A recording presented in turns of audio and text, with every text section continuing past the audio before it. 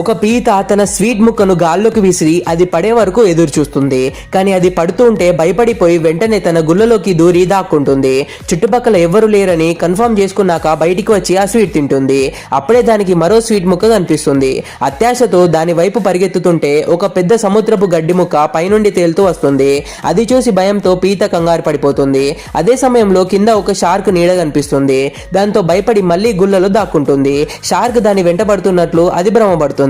ఆ పురుగులో పీత తన గుల్లని పోగొట్టుకుంటుంది.